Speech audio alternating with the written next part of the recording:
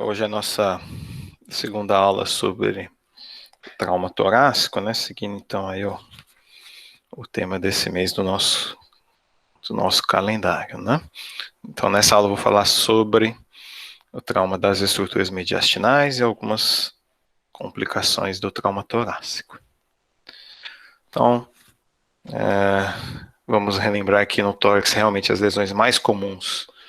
As lesões traumáticas mais comuns são as menos graves, né?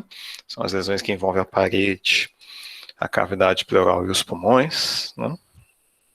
E as lesões que têm maior morbimortalidade são as menos comuns e envolvem principalmente os órgãos mediastinais. Então, o coração, a aorta, a árvore traqueobrônquica central, né, a traqueia e os brônquios principais, o diafragma, e existe um tipo aí de lesão bastante raro, que também é grave, que é a lesão pulmonar de explosão, que a gente já comentou na última aula, né? Mesmo na tomografia, né, que seria o exame de imagem de escolha para avaliação do trauma torácico, a gente pode ter lesões escondidas, né, de difícil diagnóstico, tá? Principalmente envolvendo esses órgãos onde a lesão, em geral, é mais grave. Por isso que é preciso olhar com bastante atenção, saber o que procurar, né? Se não souber como que é a apresentação da lesão desses órgãos, não vai conseguir ver. Então tem que saber como que é e tem que procurar com atenção, né? E é importante lembrar também que as lesões traumáticas podem complicar, inclusive de maneira crônica, né, e sintomática. Tá? Então, nessa aula, os nossos objetivos são saber identificar as manifestações radiológicas das lesões traumáticas cardiovasculares, que são as mais graves, né? Reconhecer as lesões da traqueia e dos brônquios principais, da via aérea central, entender os mecanismos e o diagnóstico do trauma do esôfago e do diafragma, que também são incomuns, mas são lesões mais específicas que devem ser avaliadas, deve depender do contexto clínico, e, obviamente, conhecer as complicações e sequelas do trauma torácico. São esses os objetivos dessa aula. Em relação, primeiro, aos grandes vasos, né? Então, é a segunda causa de morte no contexto do politrauma. A primeira vai ser sempre o trauma crânioencefálico, né? Em geral, o vaso mais lesionado é a aorta, e o raio-x pode ser normal ou quase normal. Então, o raio-x tem um papel muito simplificado na avaliação das lesões dos grandes vasos mediastinais. Da aorta, quando tem lesão da aorta, independente do tipo de lesão e do mecanismo, a mortalidade pode chegar até 90%, né? Mais comumente a aorta é lesionada na região do istmo, ou seja, na transição entre o arco aórtico e a aorta descendente, ali tem um ponto de fragilidade fisiológico, e o tipo de lesão mais comum é a ruptura parcial. Na tomografia, né, o que a gente vai conseguir observar? Quando tem a ruptura parcial, né, pode ter a formação de um pseudoaneurisma, essa é uma apresentação bastante comum. No exame contrastado, por vezes, a gente vai ver o extravasamento do meio de contraste, pode formar uma dissecção, existe dissecção traumática, e por vezes podem ter alterações mais sutis, né, uma irregularidade de contornos, a formação de um trombo mural e até a formação de fístulas com outros vasos ou outras cavidades. Então, são essas as apresentações que nós devemos buscar no exame tomográfico, né? Sinais indiretos também são importantes de serem reconhecidos e podem nos guiar para observar com mais atenção a região da aorta ali, buscando as lesões, né? Então, o hematoma periaórtico, né, o hematoma mediastinal, o hemotórax e o hemopericárdio. Então, são as coleções sanguíneas intratorácicas, né? E existe um tipo de lesão que é bastante incomum, tá? Eu mesmo não tenho nenhum caso bem documentado, que é chamado de mínima lesão aórtica, tá? É uma lesão de difícil diagnóstico, em que você tem uma laceração focal da íntima pelo trauma. Em geral, o diagnóstico é feito tardiamente, forma um hematoma pequeno, e daí pode evoluir posteriormente com uma dissecção, né, o aparecimento de um flap, ou então uma trombose focal, né? Então esse é um diagnóstico bastante difícil, mas é descrito que é um tipo de lesão que parece ser mais frequente do que o que é descrito na literatura, justamente porque muitas vezes não é feito o diagnóstico corretamente. Então, mais uma vez, chamando a atenção para a necessidade de olhar, né, com atenção a lesão, a região da aorta, durante ou na avaliação do trauma, né, principalmente nos traumas de alta energia ou quando tiver outros dados clínicos laboratoriais que possam indicar aí uma laceração de grande vaso mediastinal. Né? Esse aqui é um exemplo de a gente tem vários exemplos lá da unidade de emergência, né? Então, um menino de 16 anos, ele estava na moto, bateu contra o carro, obviamente em desvantagem, e formou um pseudoneurisma traumático da aorta. Infelizmente, ele veio a óbito no mesmo dia. Olha o raio-x, né, turma? Raio-x AP, né, na maca, né, ó. A gente vê o dreno, podemos até olhar assim, ó, parece que tem um alargamento mediastinal, né, mas muitas vezes isso daqui são os vasos da base, né. Tá, então, no raio-x, ele é muito limitado na avaliação de trauma cardiovascular. Aí, na tomografia, a contrastação nem ficou excelente, né, vocês vejam que o vaso não está tão bem contrastado, mesmo assim permitiu observar aqui, ó, na região do istmo, né, um pouquinho mais para baixo nesse caso, né, na aorta descendente, a gente vê uma descontinuidade da parede da aorta, um extravasamento do meio de contraste, formando uma coleção. Esse é um pseudoneurisma, tá? Dava a sensação até que essa laceração se continuava, talvez com um componente de dissecção, olha mais para baixo como a gente vê uma imagem com aspecto de flap intimal, e além disso a gente viu a densificação, né, ó, dos planos mediastinais ao redor, né, esse hematoma periaórtico, tá? E o hemotórax bilateral maior à esquerda, né, ó, uma coleção pleural aqui, um derrame pleural, hiperdenso, mais denso do que o músculo, bem típico de hemotórax. Aqui na reconstrução coronal, né, a gente vê bem a área de laceração da aorta com a formação do pseudoneurisma, e aqui na imagem sagital, né, olha só, envolvendo essa região do istmo, é a região que a gente mais tem que olhar com atenção, é onde mais comumente tem lesão da aorta, e obviamente sempre grave, esse paciente, por exemplo, foi a óbito no mesmo dia, tá? Então, uma lesão traumática da aorta com formação aí de um pseudoneurisma. E esse também é um caso bastante interessante, paciente de 37 anos, né, cheio de comorbidades, um ferimento por arma branca no tórax, foi uma facada no tórax anterior. Ele tinha sido atendido em outro serviço, recebeu alta e voltou depois, né, com dor torácica de espinéia. O raio-x é um raio-x de uma IC descompensada, né, ó, cardiomegalia, trama cefalizada, opacidade alveolar central de edema, derrame pleural bilateral, bem típico de uma IC descompensada, né. O que chamava a atenção de diferente é que tinha um abolamento do tronco da artéria pulmonar, que em geral a gente vê na hipertensão pulmonar. Fazendo a tomografia, anjo-tomo, olha só, né? A gente vê aqui uma comunicação patológica entre a aorta e o tronco da artéria pulmonar, uma fístula, né? Uma fístula aorta-tronco pulmonar. Além disso, obviamente, tinha um derrame pericárdico, parecia que tinha até formado uma coleção aqui, junto do pericárdio nessa região, né? E as alterações relacionadas à descompensação cardíaca, né? Mas essa é a imagem que provavelmente não foi vista no exame realizado aí no outro serviço para avaliação do trauma. De duas, uma, ou fez o exame sem contraste, que tem gente que faz ainda, né? Ou então o pessoal não olhou com atenção, porque provavelmente dava para ver essa fístula, tá? Então olha aqui no plano axial a fístula, olha aqui na reconstrução coronal a fístula entre a aorta e o tronco da artéria pulmonar, tá? Ferimento por arma branca, né? Do coração, o nosso papel na radiologia é mais limitado, né? O trauma cardíaco, em geral, é na forma de uma contusão do miocárdio, mas comumente é do VD, né? Isso é intuitivo, que está na porção anterior do tórax, né? Difícil diagnóstico na imagem, né? Tem alterações no eletrocardiograma, alterações enzimáticas, que inclusive podem simular infarto agudo do miocárdio, obviamente que o contexto clínico é diferente. A ruptura cardíaca, essa sim, uma lesão que aí a radiologia ajuda bastante, porém, na maioria das vezes, nem dá tempo de fazer exame de imagem, né? Porque a mortalidade é muito alta, tá? No contexto de ruptura cardíaca, né? O raio-x ajuda pouco, e o ultrassom, principalmente no contexto do EFEST, né? Aí pode ajudar, em que deve ser observar, além de olhar líquido na barriga, líquido na cavidade pleural, olhar se tem líquido no saco pericárdico, né? Então, o que a gente vai ver na tomografia quando identificável é a presença do hemopericárdio.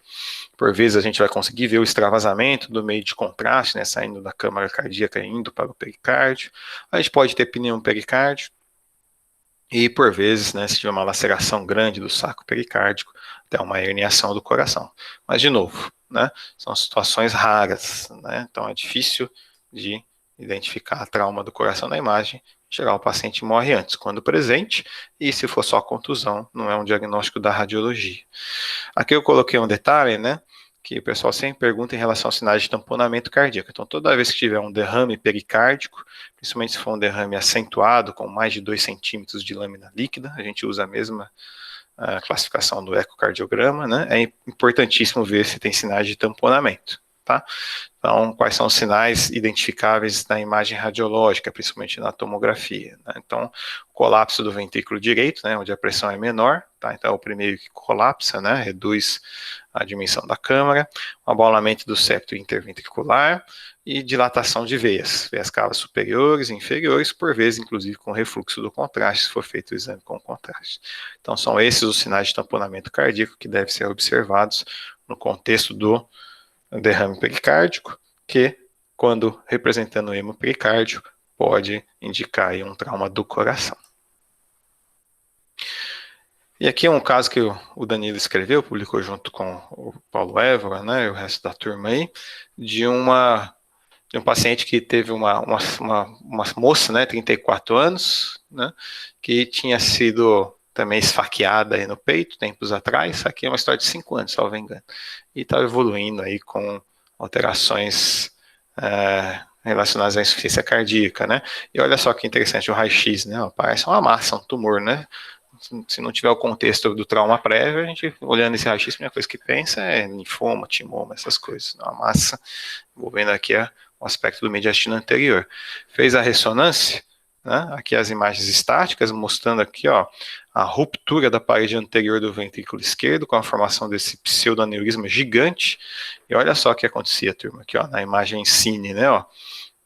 Formou quase que um segundo coração, tem até um refluxo, né? O sangue vai e volta, né? Olha lá. Então, um caso interessantíssimo aí que o Danilo publicou recentemente, né? Em relação às lesões da via aérea central, né? Então, mais comumente esse tipo de lesão ocorre na carina, né, na traqueia distal, 2 centímetros acima da carina, e quando envolve um brônquio principal, mais comumente é o bronquiofonte direito, né? Aqui também existe uma região de fragilidade fisiológica, né, que é na transição da porção cartilaginosa com a membrana posterior. É a mesma região, né, onde forma-se o pseudodivertículo de traqueia nos pacientes com doença obstrutiva, né? Então é uma região de fragilidade fisiológica das paredes da traqueia, tá? Como já comentado, também tem alta mortalidade, é uma causa importante de pneumotórax persistente no paciente politraumatizado, então de falha de drenagem do tórax, tá? E o diagnóstico, mais uma vez, é difícil, assim como as lesões da aorta e do coração.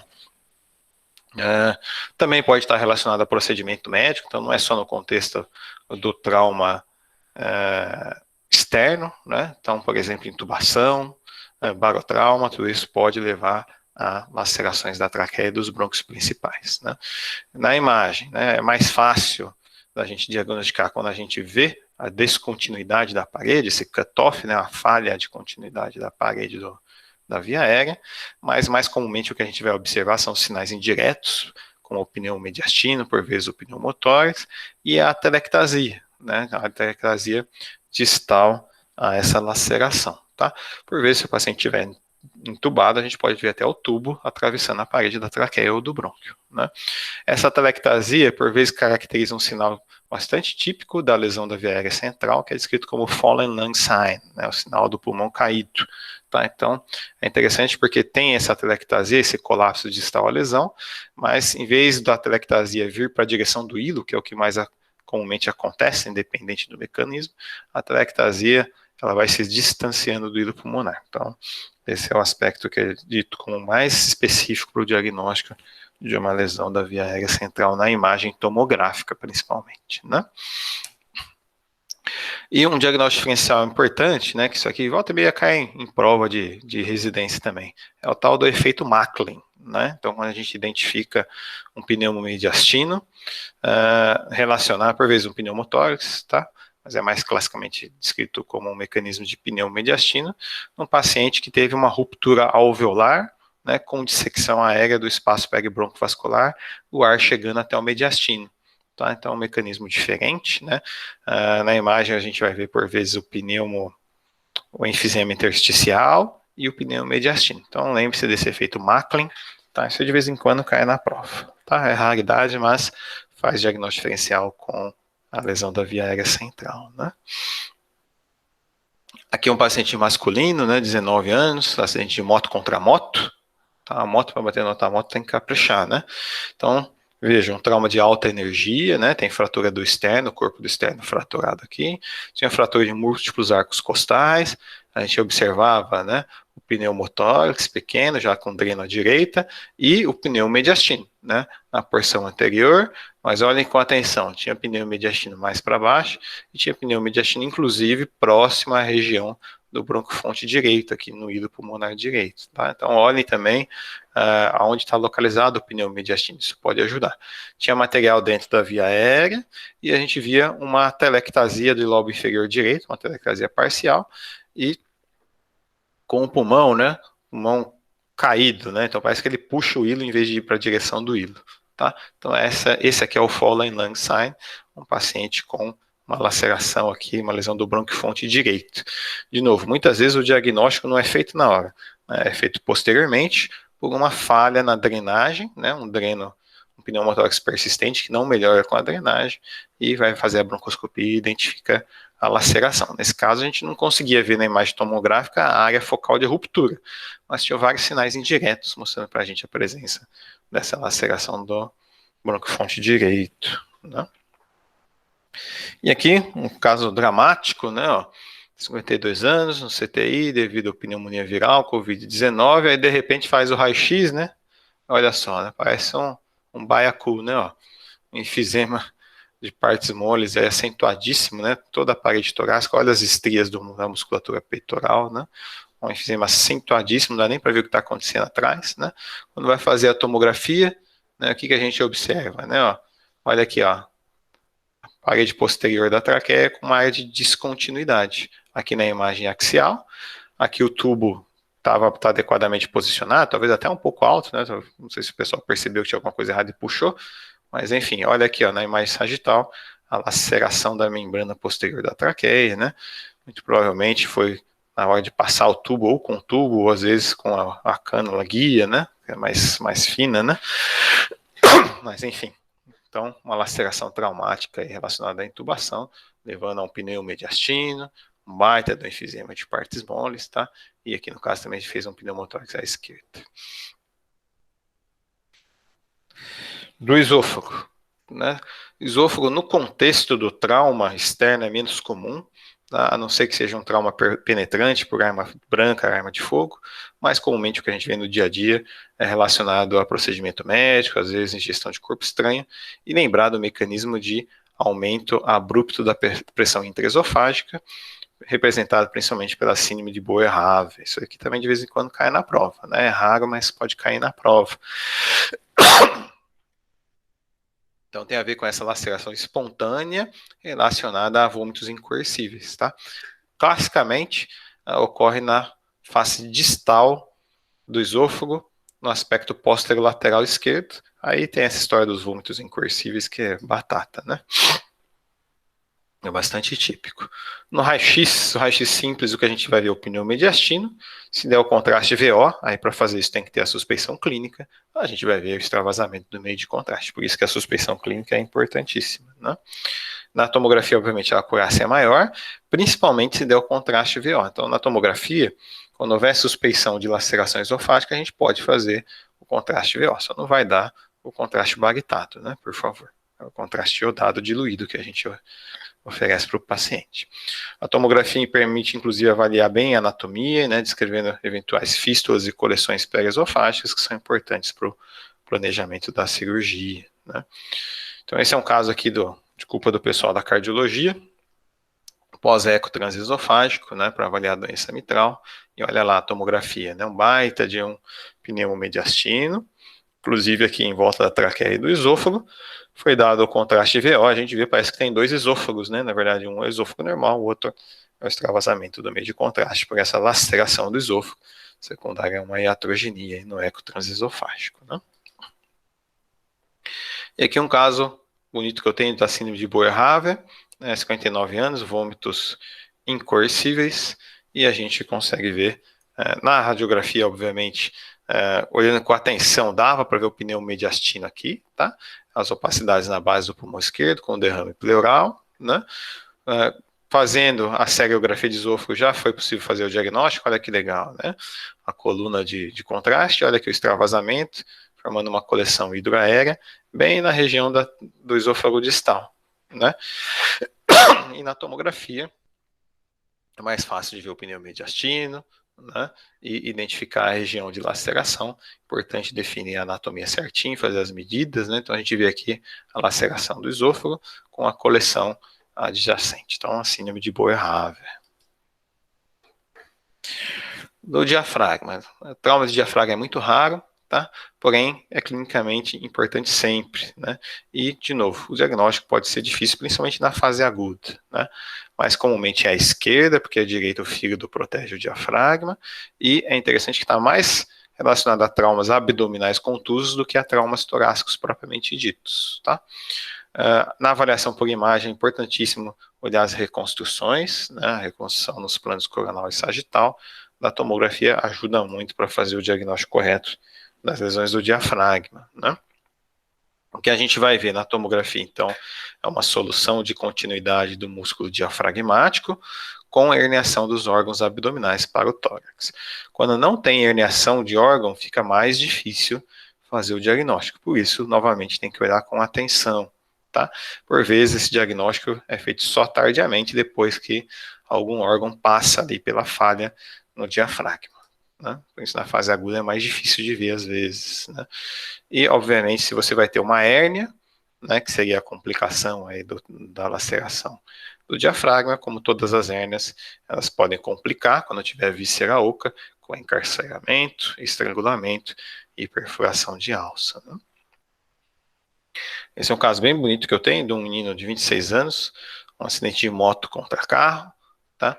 E olha só o raio-x, que legal, né? Então a gente vê, no raio-x muitas vezes é difícil, né, avaliar que tipo de doença diafragmática que a gente está vendo.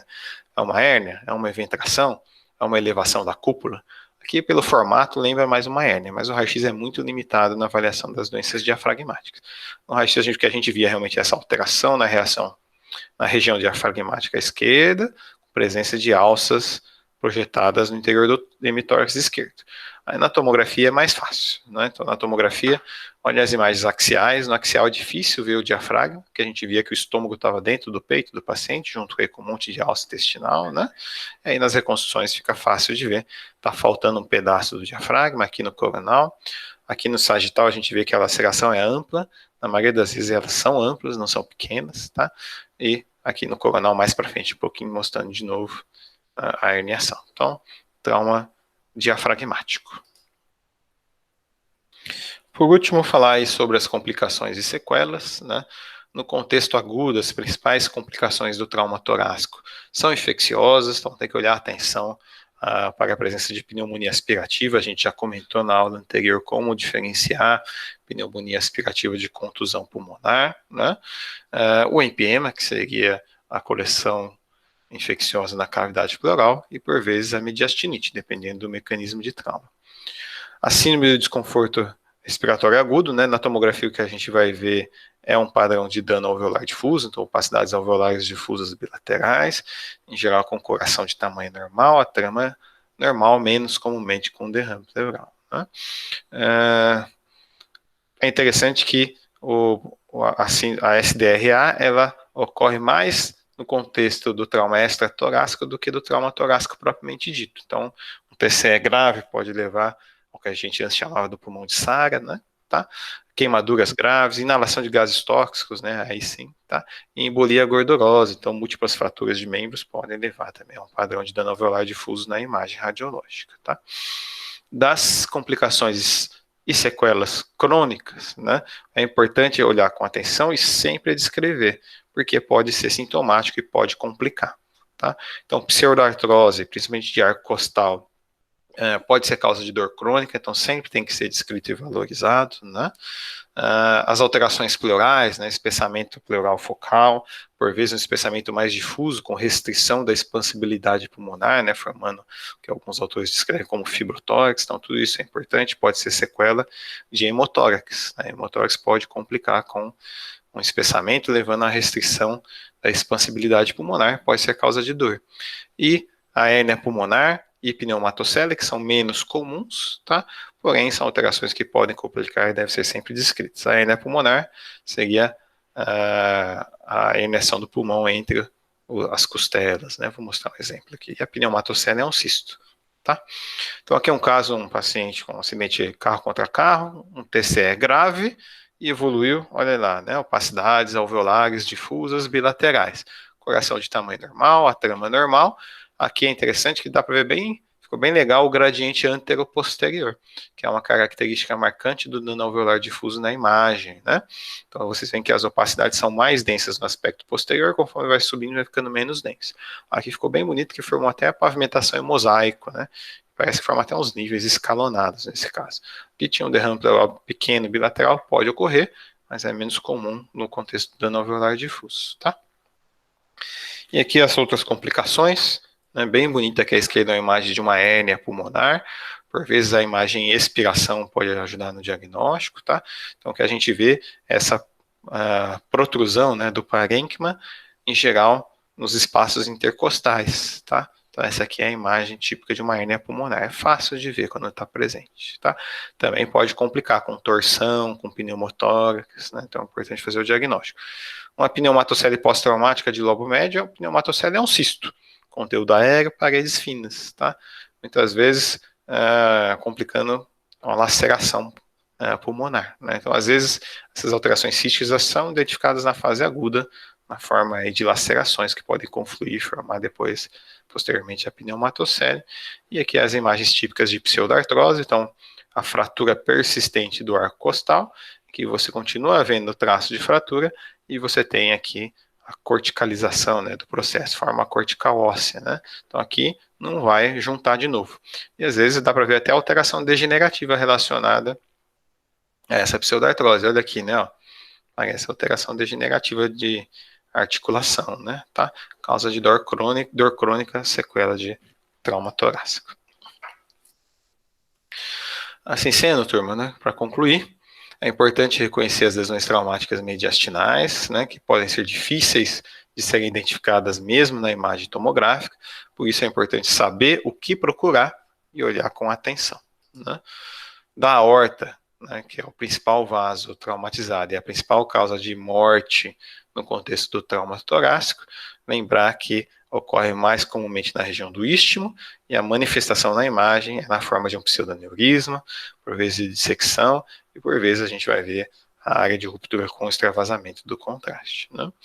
Da via aérea central, né, da traqueia e dos brônquios fontes, buscar principalmente o pneu mediastino, né, não o pneumotórax, o pneu mediastino, os demais sinais indiretos, aí sim, um pneumotórax persistente pode ajudar, mas olhar com atenção o Fallen Lung Sign, a presença de material na via aérea, dessa telectasia distal, para desconfiar da lesão da traqueia ou da via ou dos brônquios principais.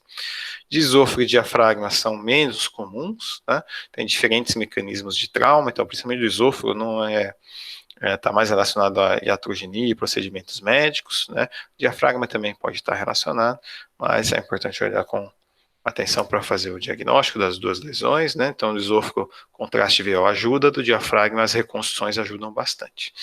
E lembrar que, além das complicações agudas do trauma, infecciosas e o dano alveolar difuso, a gente pode ter complicações crônicas e sequelas que devem ser descritas e valorizadas.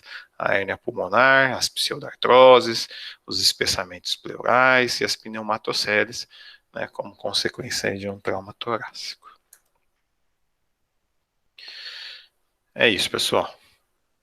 Mais uma vez, ó.